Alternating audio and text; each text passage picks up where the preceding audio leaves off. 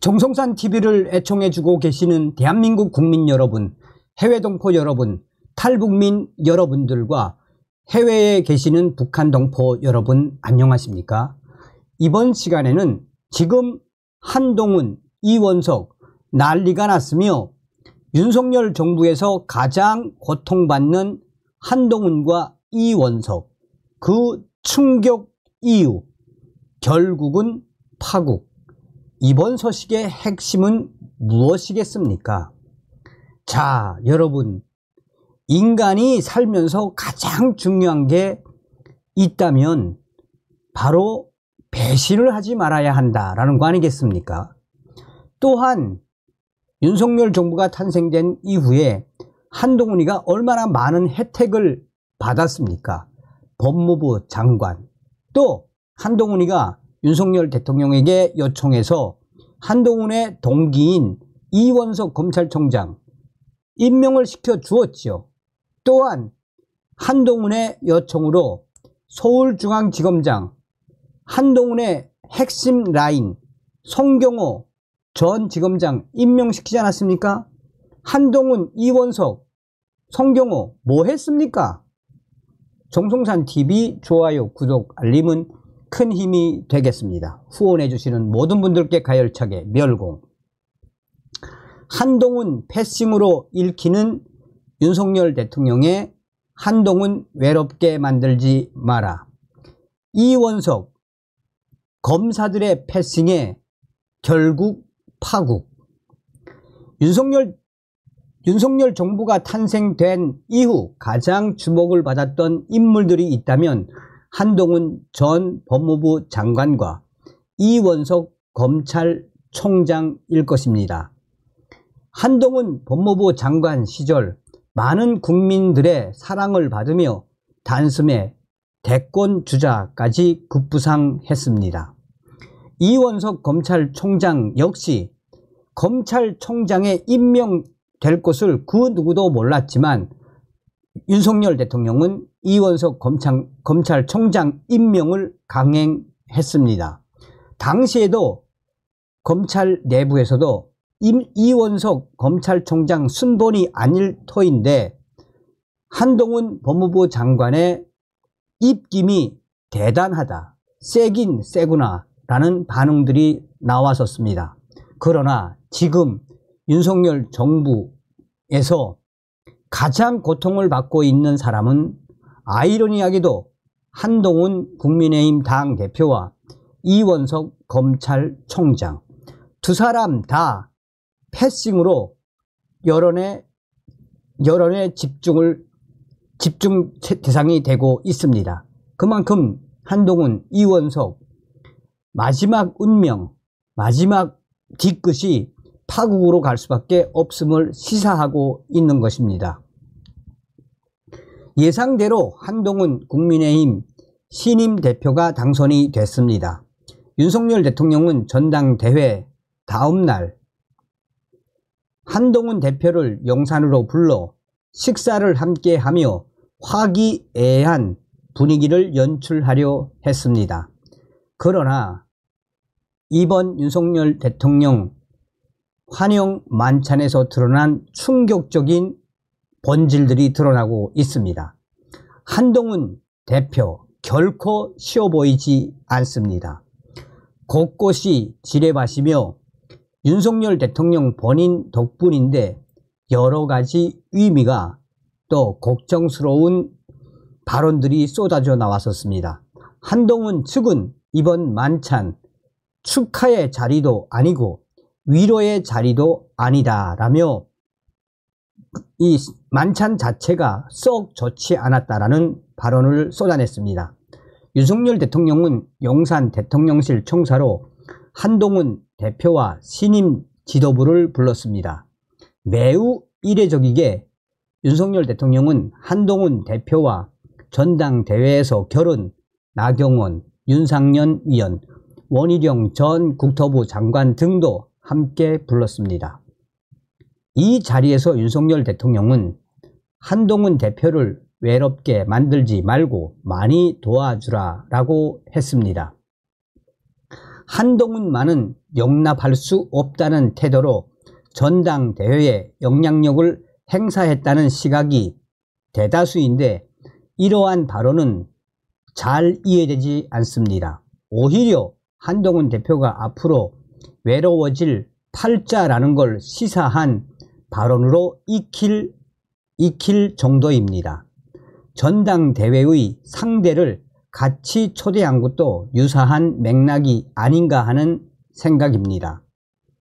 윤석열 대통령이 끝까지 한동훈 당대표와의 독대를 하지 않겠다는 그 내면을 드러낸 것입니다.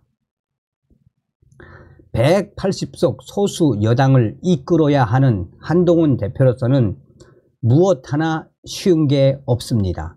당장 최상병 특검 국면이 문제 일터인데 용산에서 화기애애한 분위기도 연출한 마당에 최상병 특검 재의결 일단 부결로 결론이 날 수밖에 없었던 과정도 있습니다. 문제는 그 이후 더불어민주당은 새로 특검법을 발의해 한동훈 대표에 대한 압박을 이어가겠다고 강하게 제안을 했으며 이미 압박이 시작됐다는 평도 나오고 있고 조국 대표도 한동훈 당대표 잔치는 여기서 끝, 이제부터가 시작이라며 압박에 나섰습니다. 한동훈 대표가 전당대회 당대표로 당선된 이후에 민주당도 압박, 조국 당도 압박, 압박에 압박이 이어지고 있습니다. 사실상 정치권에서는 윤석열 대통령이 총선 이후 무려 3번 이상 한동훈 대표에게 만나자고 식사하자고 요청했지만 전부 다 거절을 한 한동훈, 이번에 마지못해 참석을 했지만 그 결과는 충격적이다라는 예측까지 나오고 있는 상황입니다. 한동훈 대표는 일단 민주적 토론을 거쳐야 한다는 정도로 특검에 대해 뭉개고 있지만 당대표 첫날 국민의힘 최고위원들인 김재원, 김민전 최고위원은 당대표에 대해 사정없는 충격 발언을 쏟아냈습니다.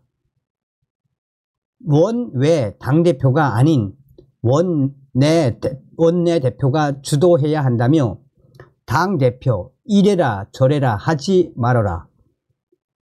이 수경호 원내대표에게 권한이 있다라고 대놓고 폭탄 발언을 쏟아냈었습니다. 이런 식의 한동훈 패싱은 앞으로 계속 될 수밖에 없는 국민의힘 상황. 결국 한동훈 당대표 4.10 총선 이후 윤석열 대통령의 만남을 계속해서 거부했지만 이번에 만남 만찬이 바로 한동훈의 앞으로의 운명을 예고하는 것과 다름이 없습니다.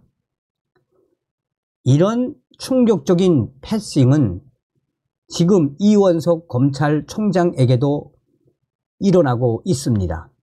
이원석 검찰총장은 마치 검찰의 한동훈이라도 되는 것처럼 대통령실과 일부 검찰 관계자, 조선일보 등을 통해 김건희 여사 제3의 장소 조사 논란에 대해 서울중앙지검 및 수사팀이 아닌 이원석 검찰총장이 문제라는 논리가 검찰 내부에서도 터져나오고 있고 또 국민의힘 내부에서도 터져나오고 있고 대통령실에서도 터져나오고 있습니다.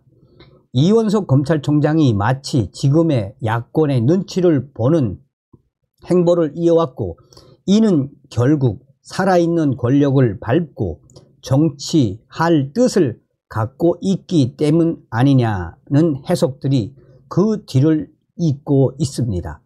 실제 이원석 검찰총장이 정치의 길을 선택할지는 알 수 없습니다. 그러나 이어지는 보도를 보면 이원석 패싱은 단지 검찰 내의 문제가 아니라 즉 정치를 할 듯한 검찰총장에 반발하는 검사들의 문제가 아니라 용산의 문제라는 걸 알 수 있습니다.